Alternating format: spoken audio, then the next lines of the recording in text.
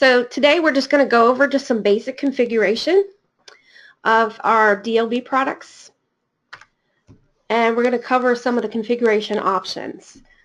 So one of the three is just a standalone access point, which all of our DLB products will do. And there's a point-to-point, also using just the standard 802.11. And then we can do a proprietary iPole, which is our point-to-point. So those are the three basic options for doing a setup with our products. This is just a standalone access point. You are not required to have any other equipment. Any other clients can connect to it, and that would be just our standalone access point. And all of our products will have that mode as an option. So we are looking at the configuration for basically setting up a link. You have the option for an access point and a station. This will allow you to connect a point-to-point link, and you can also do a point-to-multipoint, which would be one access point and multiple stations. So if we're not going to use our proprietary mode, we're just going to use standard WDS mode. Those would be the settings to use. Access point auto WDS, and the station auto WDS iPole 2 and 3. If you see the parentheses around the station settings, that setting auto selects based on what your access point setting is for your master. So if we change the access point to iPole, then the station will auto connect to the access point because it's one of the options in the list. So this is just this is regular WDS, so if you are mixing our products with any other standard products on the market, they'll be compatible. Where we're using the proprietary iPole mode, this is like something special to our products. So you have to have iPole, you have to be using our products to use the iPole. The iPole actually allows for less interference problems. This is the mode you want to use if you're just creating a backhaul or point-to-point or a point-to-multipoint. So you've got the scenario with iPole 2 and iPole 3, and in general, you want to use iPole 3. iPole 2 is available for backward compatibility to our older product line. So for creating just a general point-to-point, this is kind of a scenario that a lot of people are using. So if you want to get internet to a second building or your barn or another location, you're going to have a pair of our equipment, one in access point mode and the other one in station mode, and then you could connect everything via switch so that it's all one network. So when we first start configuring our equipment, you have to set a static IP on your computer in order to communicate with a device for configuration. So it's just going through your IPv4 settings on your network and setting a static IP address to something in the range of the default IP of the radio. The default IP is 192.168.2.66. So anything other than 66 can be put in place as a static IP. In this case, I use 10. So this allows you to get into the web interface of the configuration, and you can do that one of two ways. One is to just open your browser window, anything other than Internet Explorer, just to make sure you're not going to have any issues. But type in the IP at the top, and then you'll get your login screen to come up. The second way to do it is through your Network Explorer. If you have your Network Discovery turned on, the devices will automatically pop up in your system, and you can click on it, and it'll pull up the web interface to log in. The default login is admin and then admin01. So once you type that in, you're going to get the agreement screen. So this is where you decide whether you are going to use your point-to-point or point-to-multipoint mode. The default is point-to-multipoint. And you really don't need to change this setting. The only limitation when you set it to point-to-point is that it maximizes your total clients to 1. So as long as you can do just one client, you can do multiple clients, but you can leave it at point-to-multipoint. And in options with a connectorized, where you can add your own antennas, you'll get the option to put in the dB of your integrated antenna. So at this point, you choose your usage scenario, you select agree, and you continue, you change. And this will get you into the initial configuration. When you're setting up a point-to-point link, you want to do your access point settings first. Once your access point is configured, you can leave it powered on, and your station device can then see the access point in order to connect. So your first set of settings in the configuration is your operating mode. So this is where you select your access point. You can see there's 3 access point options. The standard WDS if you're just doing like a hotspot, or iPull2 to be integrated for our older product line, and iPull3, which is our current proprietary point-to-point. So once you set your operating mode, then you can adjust your additional settings, and this is where you can put in your SSID and define your network. So in this case, we're using home as the SSID. We set security to WP82 personal and turned off client isolation. Now this option, client isolation, is by default turned off, and you want to use this option if you're installing in a business location where you don't want the clients interacting with one another and you want to disable them from being able to connect to each other. And you can also see you've got the options for your maximum number of clients and your minimum signal, and you can turn on VLANs and other advanced options. So once you set these, you click on Done, and then you have to set up your network. This is your wired part of the network, which is your second set of options, and by default everything's set in bridge mode and dynamically pulls an IP address. So if you plug this access point directly into a router, it will pull its own IP address. Or alternatively, you can set it to a static and set your own IP address, subnet, and gateway, and that will also allow you to put in a custom DNS if you want to add those options as well. So once you've configured the wireless part and the network part, this is where you just want to save all your changes, and then you can leave it powered on and just unplug your LAN connection. So at this point, the access point will be broadcasting your SSID. So your station radio then is configured very similarly. You check the options for station, and then you go into the additional wireless settings. So at this point, we're not defining the SSID, we're looking for the SSID that's already existing. So you click the search option, and then it's going to give you a list of available access points to connect to. So in this case, we have home as an option. We select it, and we're required to put in the same security options that are available or that were set for your access point, and then Done to save. Now this is linking your station up to your access point. Once that's done, we also have to set the network settings for the station to also define if it's going to get a dynamic or static IP. Once those settings are done, again, we're going to save settings. At this point, the devices will be linked up, and you can look at the outside of the devices to see the light patterns. So the 2 bottom lights are always going to be on as long as you have the LAN and the power plugged in. The other lights will come on once the link is established. You can also look and see within the interface from your access point and station whether you were linked up or not, because it'll show how many stations, and from the station side it'll show your signal strength to your access point. And you can see if the station is not connected, it's set to searching, and your access point will show that there are no stations connected. So once we do get them connected, we want to be able to go in and check and tweak it to make sure that everything is working, prioritized to the best signal levels.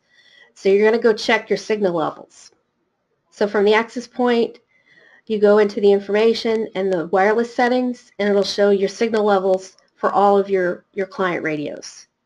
This number is usually generally between like -45 up to like -60s, and that's kind of where you're aiming.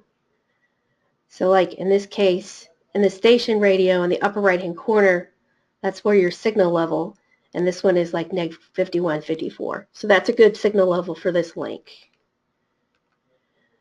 So if your numbers are too high, like if you're in the neg 20s or neg 30s. The adjustment you need to make is to the TX power. And this is done under the wireless configuration settings. It's in the same place for both the access point and station. It's just called TX power. So you would adjust the slider up and down, save settings, and then come back and check your signal levels to make sure they're where you need them to be. And also, once you're working with these, you also want to be on the latest firmware, and at the very least on the same firmware version for all the devices. We may introduce a different way of handling the data, and if the firmware versions are different, that could affect the performance of the radios. So you want to make sure you're always on the latest firmware. And all these can be downloaded from our website under the ligowave.com downloads. So that is just a basic configuration. Does anyone have any questions? You want to go back?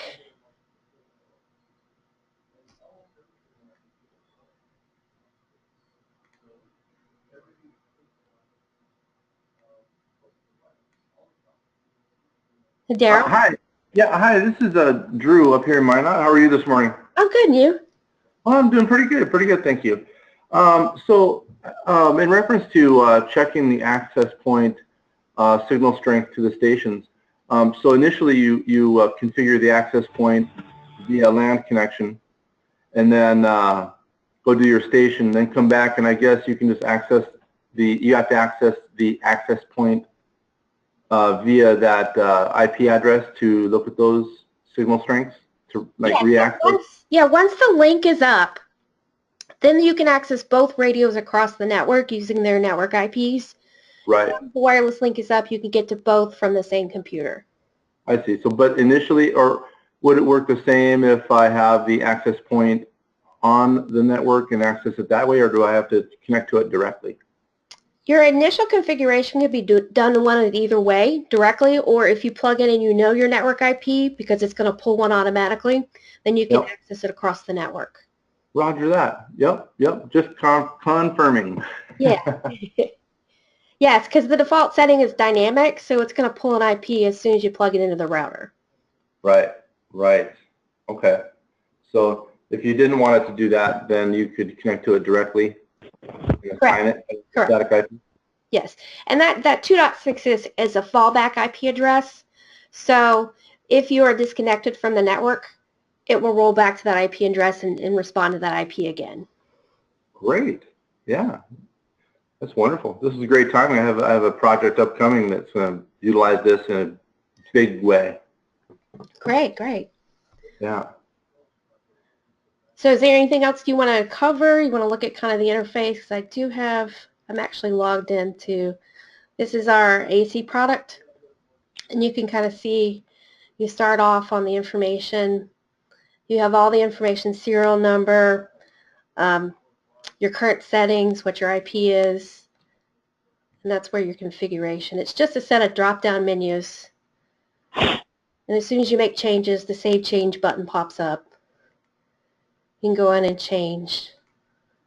Bandwidth limitations, client isolation, you can set your clients.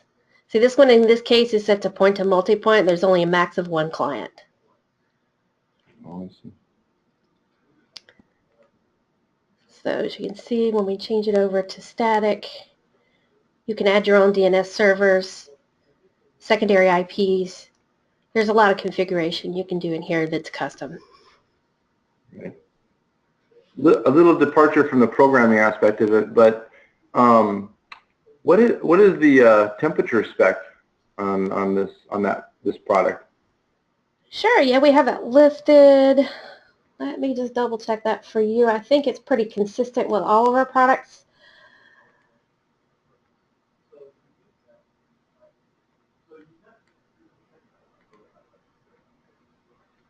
Yeah, this is Daryl Minkin.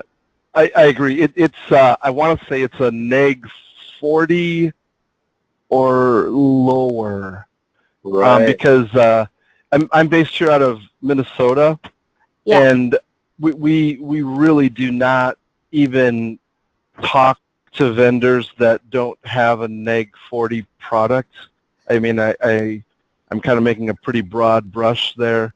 Yeah. There are a few folks that we do that, that we deal with that are only in the neg 22, but everybody that looks towards those products knows up front that if it goes out in the wintertime on that type of day, you're going to be sad.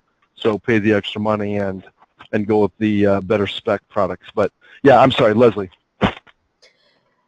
Yeah, it definitely have people all over Canada and definitely in cold weather places that use this. It's -40 to 149 degrees Fahrenheit. Well, that's amazing. Yeah, North Dakota is definitely like that Minnesota, but maybe a little colder.